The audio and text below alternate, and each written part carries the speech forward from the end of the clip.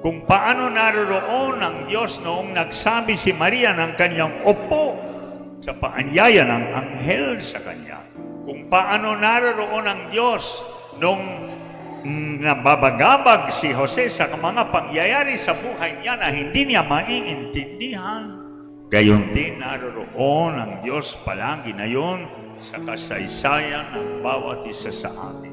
At pwede rin natin sabihin sa kasaysayan ng ating bayan. At yun ang mensahe sa bandang huli nitong talaangkan. Hindi tayo pinabayaan ng Diyos, hindi tayo iniiwanan ng Diyos. Kaya't huwag natin kalimutan, ito sana ang iuwi natin mensahe. Ang kwento ng buhay ng bawat isa sa atin ay naging kwento din ng buhay ni Jesus.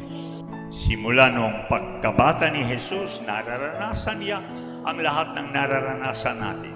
Natikman niya ang saya, natikman niya ang lungkot, ang kabiguan, at ang tagumpay. Siya ay naging isang ordinaryong tao, bagamat siya ay Diyos.